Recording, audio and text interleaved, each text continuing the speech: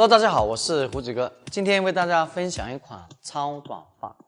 然后我们看到这个小姐姐的颜值呢超高的，但是超高的女生呢，小姐姐呢都会有一些问题在修剪过程当中要我们去注意的，比如说她的这个两个这个耳朵呢稍微会有一些点的会明显。那么在修剪的时候的话呢，我们是不可以剪过于去露耳朵的短发。那么这是一个点。那么另外一个点呢，就是它的后脑勺呢是比较扁平的。那么这样情况下的话呢，我们就会想象到我们这个位置会做一些堆积，这样子呢会这样子呢会令到后脑勺呢稍微饱满一些，会看起来舒服一些。OK， 那么头骨呢是很正常的一个头骨，毛流呢也是非常顺的，特别是后面毛流。当然这个位置呢会有一些小小的注意点，就是会有一些不太顺，会有一些卷，这个位置啊需要注意一下。OK， 好，那我们先做一个分区，我们先来做一个中分。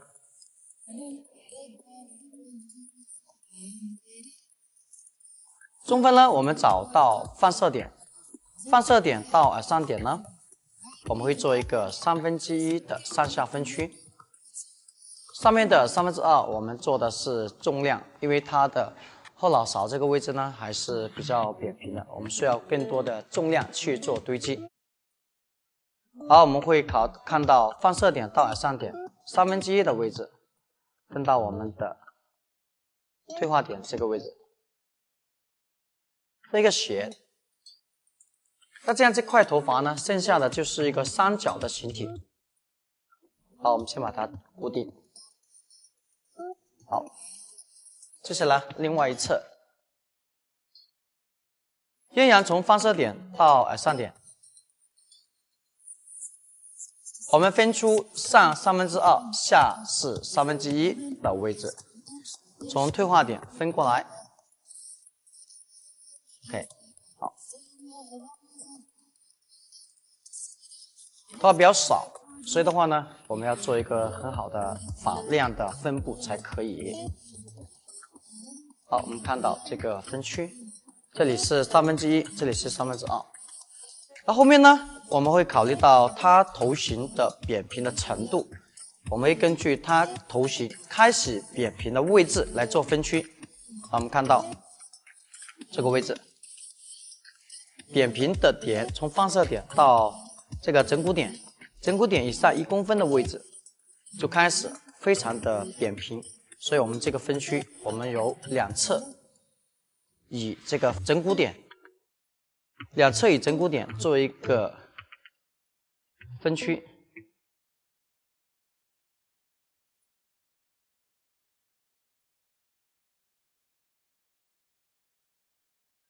好，这一侧呢，我们一样去从前面的1/3的位置跟后面做一个连接。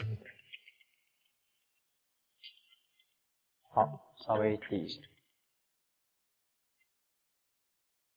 OK， 好，那这样子呢，我们就分为一个上2/3，下1/3。到后面这个位置呢，我们考虑到它的蓬松度、饱满度，我们这里会做收紧，上面会做堆积，所以这个位置呢，就是枕骨点这个位置开始分这个区。OK， 好。好，因为这个头型的后面扁平呢，也是我们今天在修剪的过程当中的一个技术要点。那么它耳朵的这个位置呢，也是我们在剪的过程当中要注意的一个点。所以呢，我们今天这个头发可以从两侧开始，或者从后面开始都可以的。首先，我们从后面我们定一个长度。这个长度呢，因为这个头型比较扁平，所以呢，我们这个长度稍微会短一些。OK。会短一些，这样子的话呢，才会令到这个头型会很收紧，底下很收紧，上面才会更加的饱满。OK， 好，我们这个位置呢，我们会定一个长度，这个长度的会影响着这个区的层次。那么这个区我们的层次越明显，它就会越收紧。那么我们会采取的是结构的原理的方式来做裁剪。我们先把整个底区的头发提拉。以这个上下区的这个最低点来做一个水平的切口，也就是剪一个方。我们提拉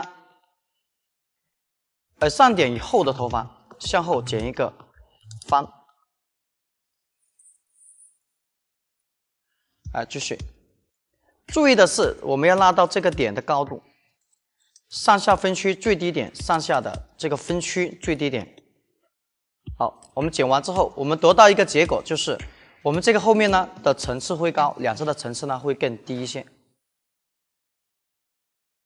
OK， 会更加的柔。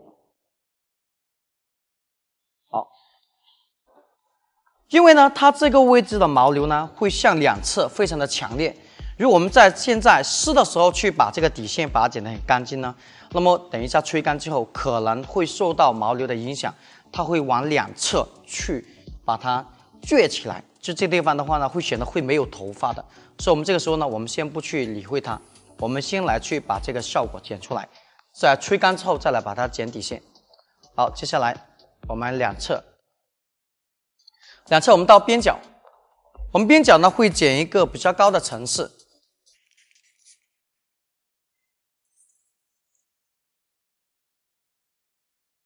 我们先定出边角的长度，在这个地方呢，大家一定要清楚，边角的长度定出来呢，我们就会决定了它的你怎么剪，最起码这个位置的长度它是准确的。如果你在先定出上面的长度呢，那么你在剪的过程当中，你就是由上面这个长度决定了底下这个长度。我们应该是上面的长度决定的是厚薄度，底下的长度决定的是它的长度。这个长度跟厚薄度是没有关系的。好，我们先分一个斜向后的小发片。OK， 我们这片头发我们会向上，直接向上，我们定到这个长度。好，这个长度呢，我们会用手指去绕一圈半 ，OK， 刚好1圈半。我们一般剪边角呢，我们不会短于1圈半，因为短于1圈半的边角呢，它不太容易出边角的形体。好，直接向上。我们先来按照边角的底线。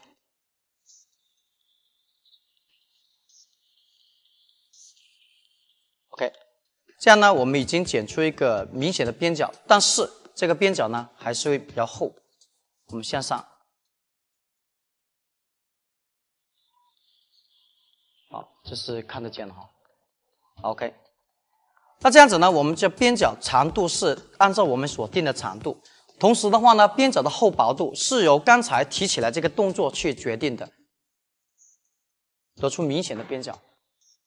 OK， 好。那接下来呢，我们因为这个位置的耳朵呢，我们是正常顾客打理的时候，这个头发呢是要去向后。这样子的话呢，会对耳朵呢会有起到一些修饰的作用，就不会完全把这个耳朵打开。我们要的并不是这个明显的效果，这种边角明显的效果，我们要的是这个头发剪完之后，它会轻轻的向后。那这样子的话呢，就会把这个耳朵稍微遮掩一下，美感就会很强。好，我们现在呢，我们剪完这个边角的效果，我们接下来前后做一个连接。我们把这个头发把它提拉高角度。我们看到刚才呢，边角是剪一个斜的角度，那我们现在呢，把头发按照这个斜的角度，把它剪平，剪一个方，要把这个角去掉。好，那么模特的头发呢是很少的，所以的话呢，我们在剪这个头发的时候呢，我们底下头发尽可能薄些，这样子的话呢，才会显得上面的头发呢是比较饱满的。OK， 好，等一下呢，这个长度呢，我们是要剪得更短一些，但现在先不去理会它。那我们侧面的效果呢，就会剪好了。好，这个位置。好，另外一侧。好，接下来呢，我们另外一侧，同样的，我们先定出边角的长度，向前向上45度。把这个多余的头发剪掉。你看我是没有去碰到边角的长度的，因为不能去破坏边角的长度。边角的长度是我们定下来边角的长度，上面的长度是影响整个边角厚薄的长度。OK， 那这个边角呢就会很细腻。当然了，会遇到一些顾客的头发是比较多的，那么它出来的边角的话呢是没有这么柔的 ，OK， 很柔哈边角。好，来这个角度会清晰一点哈。那现在呢，我们用边角的长度和后面的长度呢做一个连接点。首先我们会向上找到我们前面剪边角的这个角度，提拉高角度。提拉高角度的目的就是为了放长我们这个底下的长度。好，继续。OK， 把上面头发剪掉，这样子呢就会把底下头发呢放得很长，保留了底下的长度。我们在剪这个位置的时候的话呢，我们一定要清楚这个后面的长度。如果我们是高角度，我们所放长的是底下这个边角的长度；如果我们是向后呢，我们放长的是前面后点的长度。所以这个在修剪的时候呢，我们注意这个细节。好，那这个是我们的底区的效果。那我们渐长这个底区呢，边角我们不需要它体现这样的效果。我们渐渐把头发剪完之后，最后我们体现的效果是它会散落向后，把这个耳朵呢会稍微做一下遮住它的，这样子呢耳朵它就这个外扬呢就没那么明显了。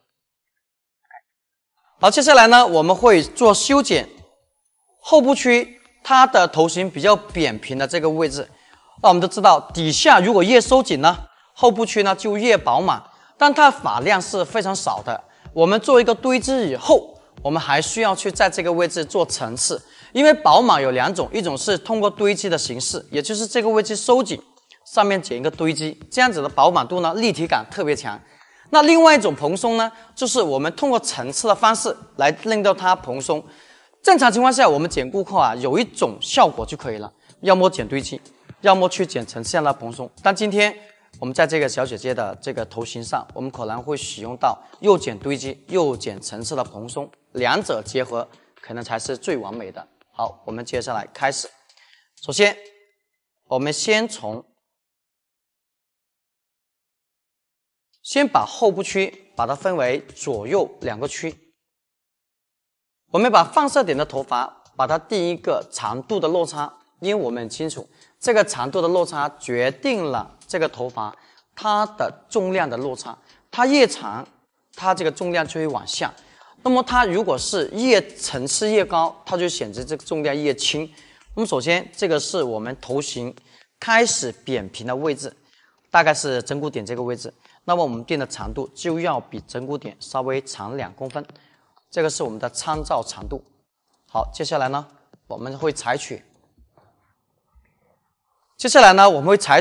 大切口。切口呢我们等一下用的是从上往下，角度是30度，深度是3公分或者2公分就够了，因为它的头发非常少。那我们的发片的形体是居中发片，或者是稍微可以向后偏移的发片。那很多发型师在剪这片的时候的话呢，都会向前带，宁愿向后也不能向前。好，我们开始。头发梳顺，梳发片的时候，我们应该先确认角度，再来确认头发的顺度，而不是先确认头发的顺度，才来确认头发的角度。比如说你这个拉高角度，你顺了，但是这个角度不是你想要的，当你再去变化角度的时候，你发现头发又不顺了。所以我们在梳理头发的时候，我们应该先确认头发的角度是对了，我们再来确认这个头发的顺度是不是对的。OK， 好，向后我们的角度是手位向下45度，然后这个关节我们要去贴头皮。OK， 我们看到上面的头发，这是我们刚才定的长度。好，我们轻轻的用30度的切口，从上往下慢慢的以底下的头发呢做一个连接。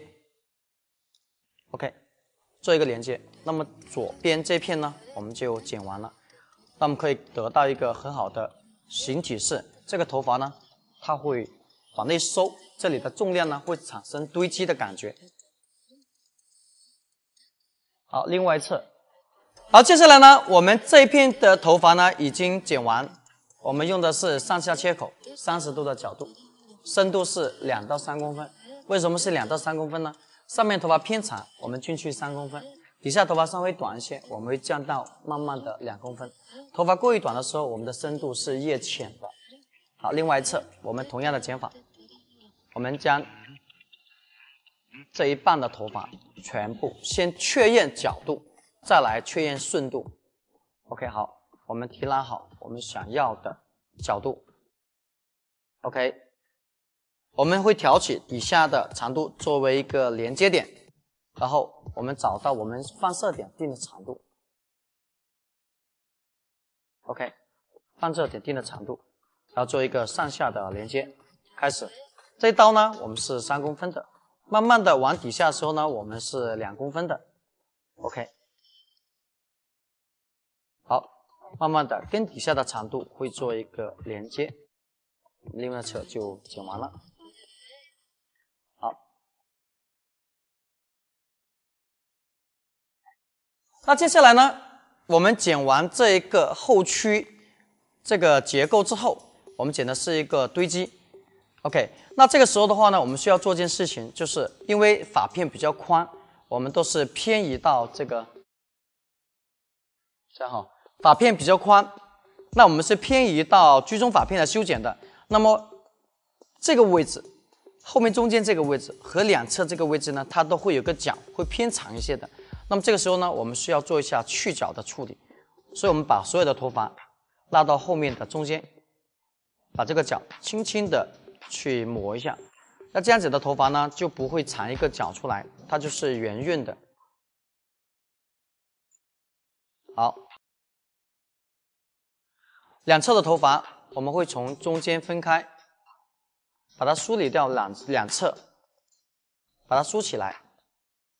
好，我们会拿起底下的头发的长度，注意好，在这个位置呢，我们不能拿底下最长的头发起来。那这样子的话呢，会剪短底下的头发，破坏底下这个形态，所以我们只分一小部分起来做连接就可以了。我们这个时候呢，会把底下这个角呢，会把它轻轻的去除一些。OK， 慢慢的向后面抹一个圆。好，这样呢，我们就可以得到一个很好的向后、非常流畅的一个效果。好，这个边角呢会向后，后面的重量呢会向下、向前。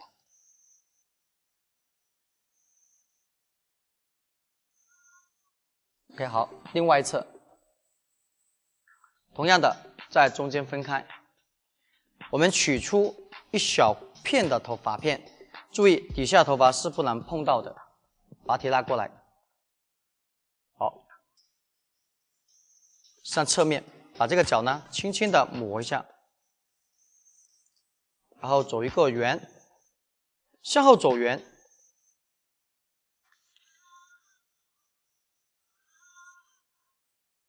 好，这样子呢，我们也可以产生了我们这个向后向前的效果。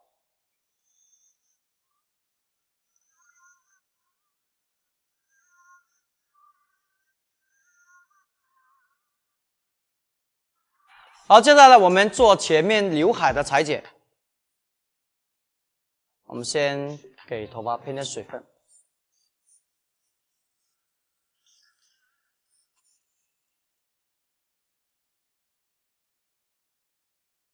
好，我们来定出我们的第一片长度，把所有的头发把它偏移向前。把所有头发偏移向前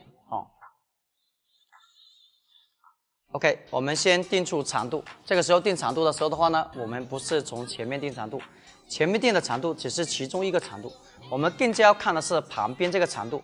我们注意，在定旁边长度的时候，我们不要去考虑与旁边连接，我们应该要做的事情是要跟旁边的头发做一个结构的分离，所以这个是最正确的一个做法。好，我们看到旁边的头发。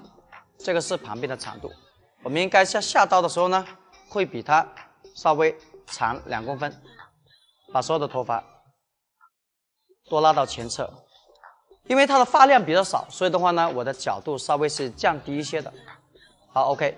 另外一侧，我们看到两侧的头发长度，在这个位置我们稍微放长2公分。好，然后呢，和中间的头发做一个连接，压低。好，这样子呢，头发就会向两侧打开。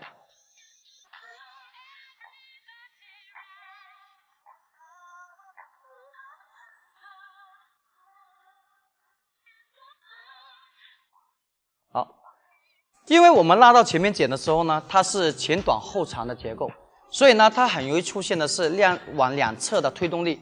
这个位置呢，我们千万不要去追求它是连接的。如果这个位置我们追求它是连接，我们就没有办法做到，就是上面的流向向后，前面的流向是向前的。好，我们拉到前面剪的时候，我们很可能就是放长了这个位置的头发。那这个位置的头发呢，需要我们做一个前后的连接，否则呢，这个位置是有个角的，我们把它全部梳起来，把它梳顺，用梳子，好，轻轻的把这个角轻轻的抹掉。好了，这样子呢，整个头发的侧区，我们底下这个形体就剪完了。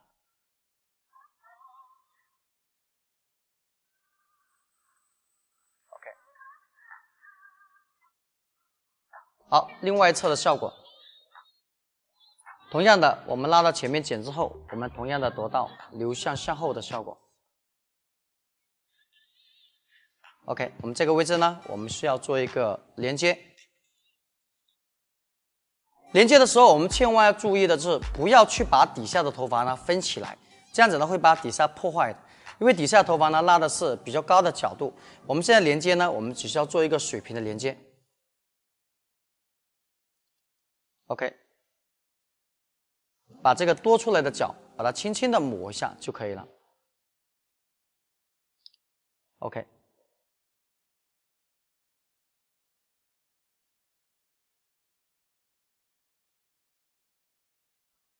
好，那么侧面的效果呢，我们就剪完出来。我们这个位置做完连接之后，我们就可以到上面的头发呢，它是向后的时候，它是很顺畅的，这样顺着过去的一个流向。那底下头发的话呢，它又是一个不一样的连接点，这个位置会向前，边角会向前，边角会向前，上面头发呢会向后。OK， 边角会向前。上面头发向后。好，接下来呢，我们看到我们这个头型这个位置，我们也能看到它的饱满度是不够的。那这个时候的话呢，我们需要的是一个去除的层次。我们一定要用到一些去除的层次呢，令到这个地方更加的有蓬松感一些。要不然呢，它的这个服帖呢，还是会有一些扁平。OK， 好，我们在这个位置，我们去定出一个长度。这个长度呢，就是会令到这个位置会蓬松的点。OK， 我们可以定少许的长度。好，可以的。我们把前后区把它分开。前后区把它分开之后，我们把它全部，一定要记住。我们这个位置做去除，我们要的是，因为我们从侧面看过来，头型的饱满，我们只需要我们最后正中间这个位置，从侧面看起来有饱满度就可以了。所以呢，我们整个区的头发，把它全部偏移到后面的中间，把它提拉起来。一定要记住，一片头发解决它，不要去两片，因为两片头发解决它，反而会影响两侧的长度。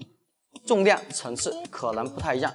好，我们把这个小角看到这个引导线，轻轻的把它抹掉。注意的是，不要抹太多，抹太多呢，将会得到一个结果，就是层次过于明显，这个重量没有了，那么这个发型的味道就变了。OK， 那这个位置的头发呢，会少许的带一些蓬松度。OK 就可以。我们看到侧面。这头发呢就会有点蓬松。OK， 好，接下来我们采取我们刚才放射点所定的长度，然后呢，我们做一个前面的，因为它的刘海的长度呢，是等一下呢我们会剪一个不规则的刘海，所以呢这个长度、这个层次，我们会让它剪一个去除的层次，让它有一些少许的动感。我们从切口从上往下，好，把侧面头发全部偏移过来。 从上往下下刀，好，这样子呢，头发这个位置会产生动感。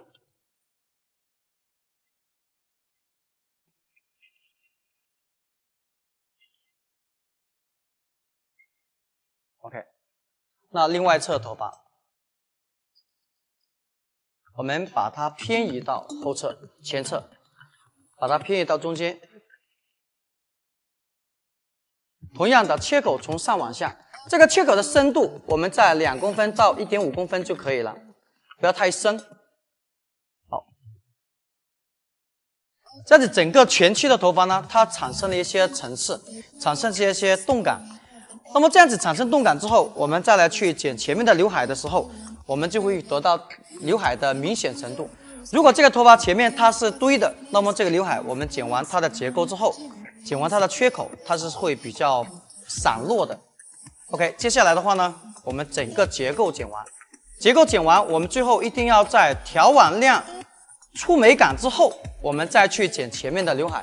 所有的创意刘海呢，一定是建立在大众化美感的基础上，我们才是成立的。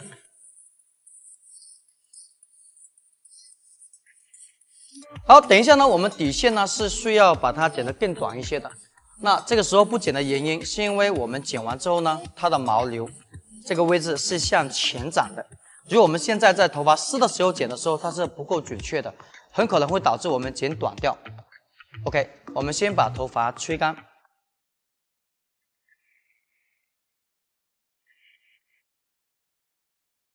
好，这是我们吹干的效果，并没有去用梳子带顺的哈，并没有用梳子带顺，就是吹干的效果。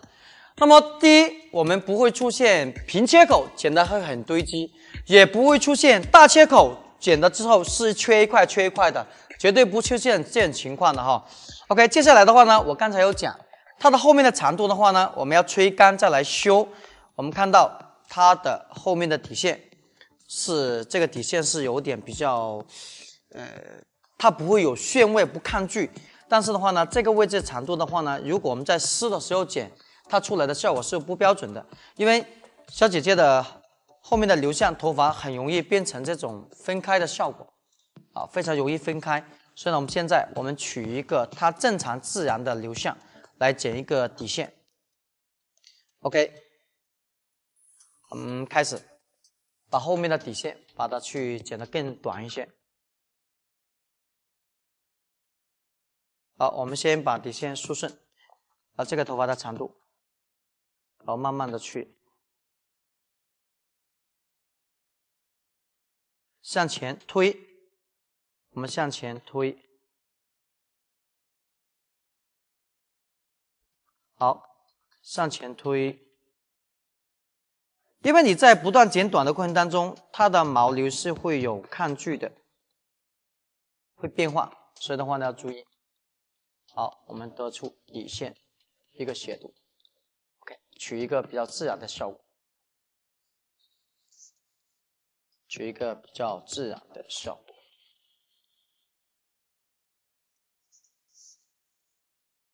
我们每次剪完头发呢，都会花一点点时间来让这些边边角角更加顺畅一些。OK，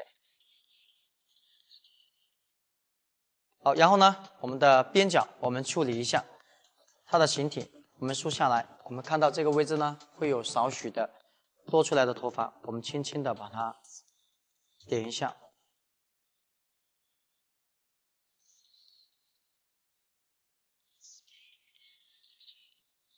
OK， 好，这个地方就会比较顺畅一些。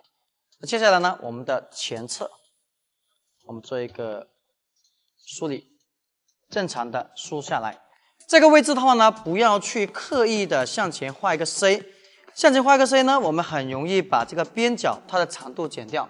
我们还是正常的把头发梳下来。这样子的话呢，我们剪掉的不会是边角的头发，轻轻的去把它从半耳朵位置向下轻轻抹一点点就可以了。因为这个边角我们并不是想它保留这个状态，我们要的是头发向后梳的时候，它会稍微遮住一下刘海这个位置，遮住向后梳的时候稍微会遮住耳朵这个位置，因为耳朵呢会显得有点开，这样子的话呢效果就比较好。OK。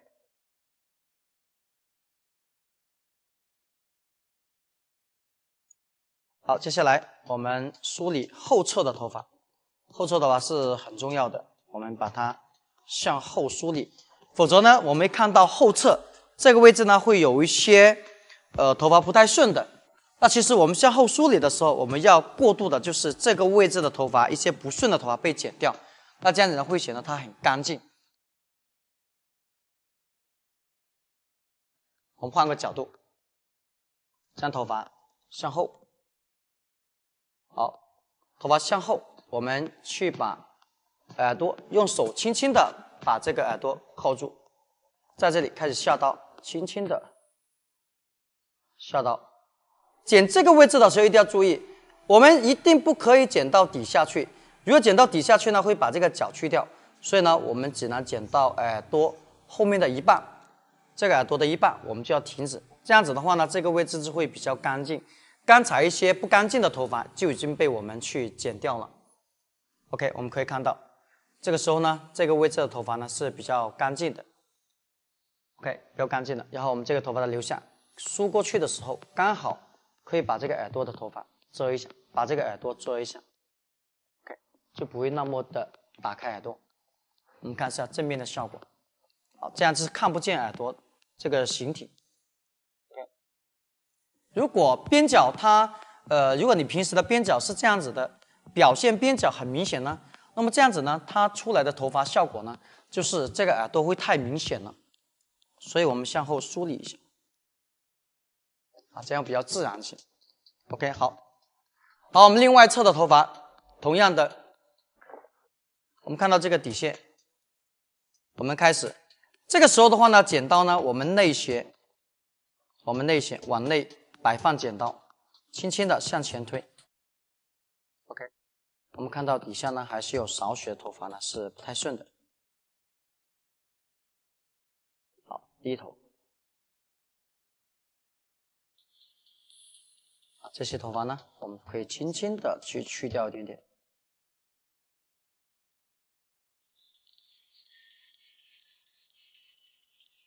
抹掉一些。OK， 这个位置我们看到这里，这个位置头发呢，我们稍微的过渡一下。好，我们看到这里，那这样后面的话呢，就会比较自然一些。要不然呢，后面很容易会被打开。这样剪，如果在湿的时候我们去剪呢，很可能就会抓不准它的流向，因为它这两侧的头发向前太过于强烈了，所以我们要注意一下。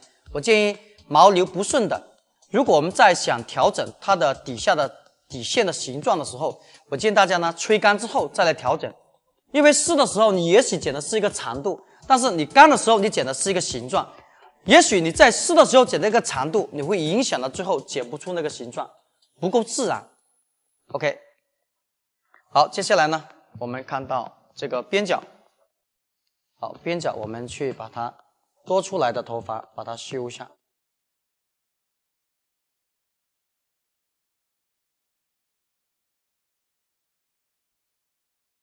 好，那么这个弧度就可以了。前面的弧度我们修的比较干净。好，接下来呢，我们后侧这个位置，这个位置呢一定要注意，我们将头发梳向前，然后正常的再梳下来，这样子呢，我们才不会容易把边角的长度剪掉。好，我们从上点的位置下来 ，OK， 因为我们要的是遮住耳朵的效果，打开这个效果，而不是让它摆留很细腻的效果。OK， 好，后面这个位置的头发。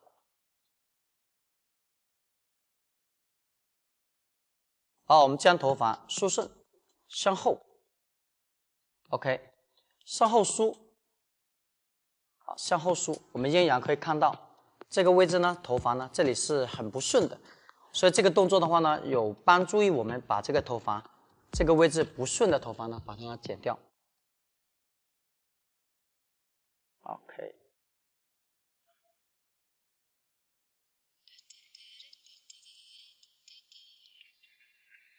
好，轻轻的开始下刀。好，剪到一半的时候，我们停止，不要再继续剪下去了，拿起来。好，那么这个头发呢，它就会顺了。OK， 还有一些。OK， 好，它位置呢就会比较顺一些。OK， 梳起来，我们看看效果。这个位置呢会打开。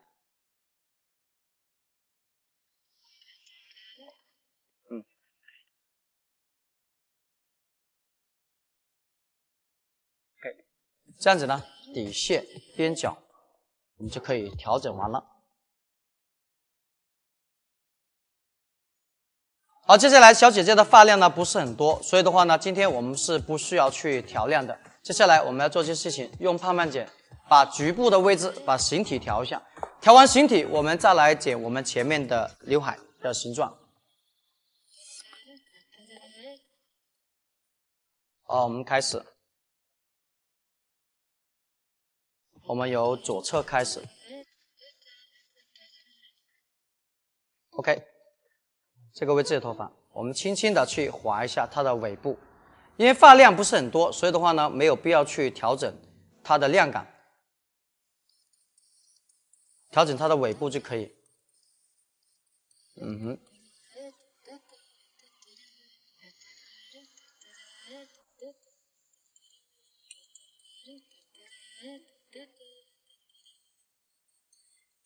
OK， 然后底下这个位置，我们采取稍微让这个位置的话呢更加的饱满一些，服帖一些，所以我们这个位置呢会把它抹一下，搓一下边。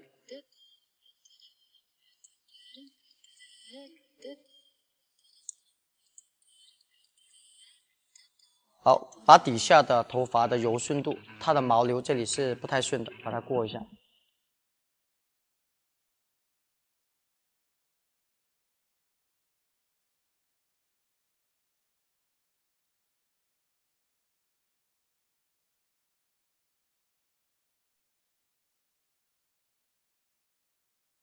接下来另外一侧，我们同样的胖胖剪，轻轻发尾呢去做一下这个调亮，发尾做一下轻轻的调亮，线条感会更强一些。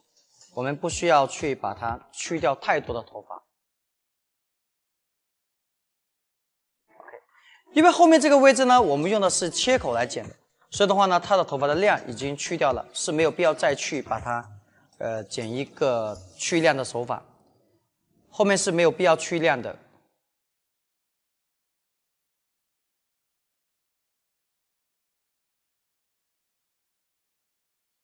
好，我们希望这个位置头发呢会更加的收紧。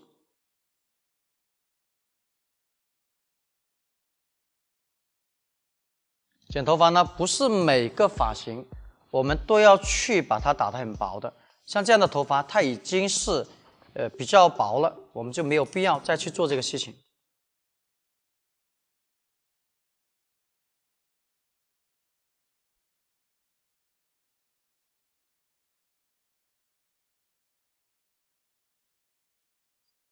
我们拎到这个位置呢，更加的收紧。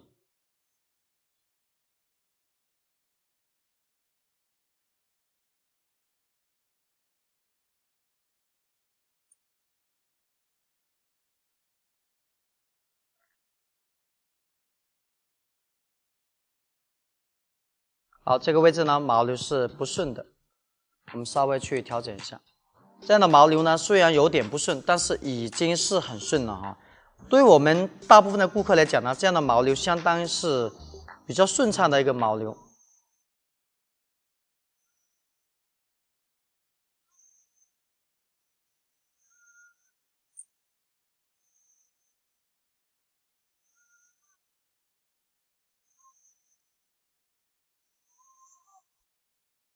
啊，这个位置呢，我们不要去剪得过于短，因为底下头发呢是会向上长的，这个位置的毛流。OK， 好，这样子呢，整个后部区呢会比较立体一些。好，这个位置呢也会有些收紧，这个位置收紧之后呢，上面这个地方呢才会有一些饱满度、蓬松度。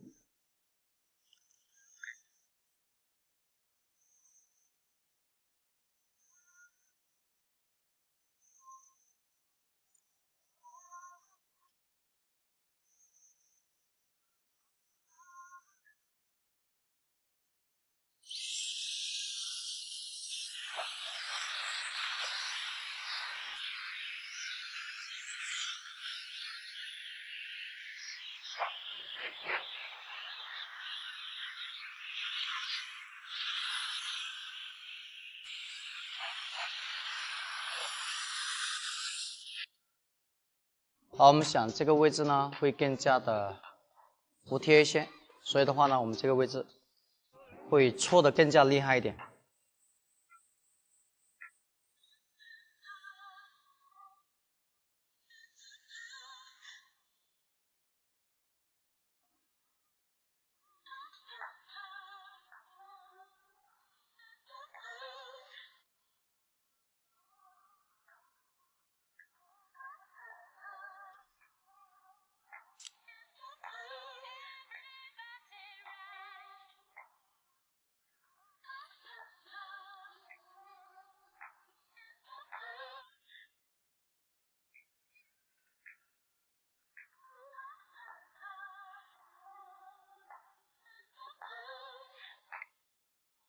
好，让这个位置呢更加的收紧一些，让它更加明显，这样子呢头型会更加饱满。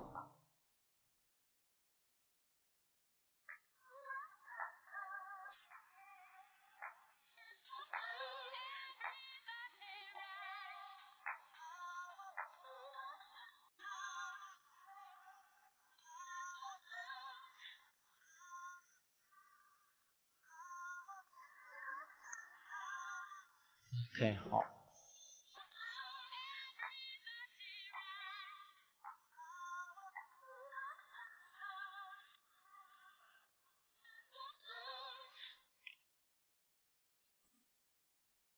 OK， 行。好，接下来呢，我们剩下刘海，我们其他地方修理好之后，我们开始去做刘海的修剪。我们今天呢剪的刘海是稍微会有一些不规则的。首先我们会取出，我们顺头发，顺头发之后，我们会在眉毛的尾部哈，也就是眉尾下刀 ，OK， 会开始剪出第一刀的缺口 ，OK， 第一刀缺口。那么第一刀缺口剪完之后呢，我们来剪第二刀 ，OK。其实我们剪掉的头发呢，我们是不需要剪太多缺口的，反而缺口太多呢，它会显得太复杂，缺口呢也会不明显 ，OK。OK， 这是我们剪的第一遍缺口剪完，接下来呢，我们会做一个调整的切口。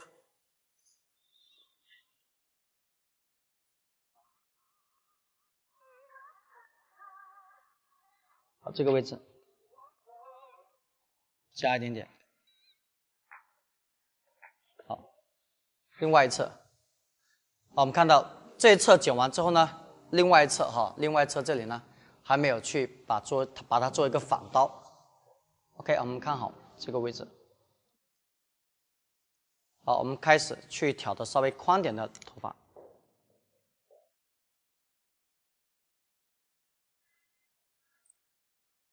OK， 这样就可以了。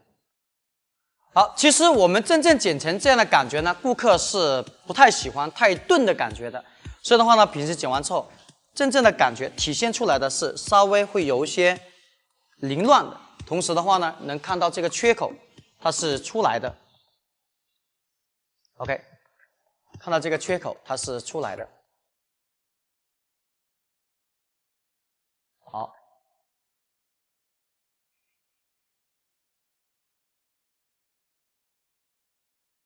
嗯，好好睇嗬，係咯。OK， 好。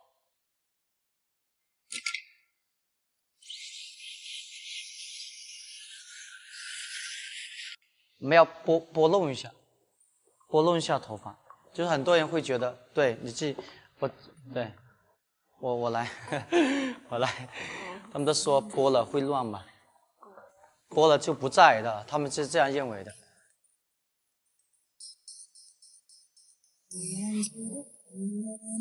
The diner on the corner, I am waiting counter for the man who poured the coffee. And he fills it only halfway, and I even argue.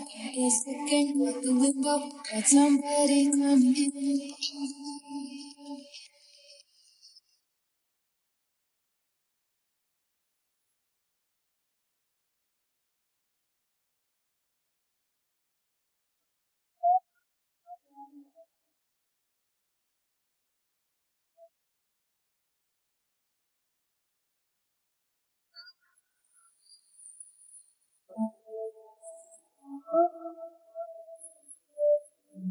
Up and up.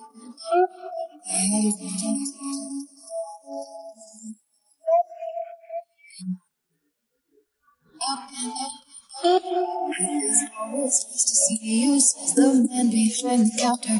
To the woman who has come in, she is shaking her umbrella. The other way as they sing their hellos and pretending not to see them. Instead, I pour the milk.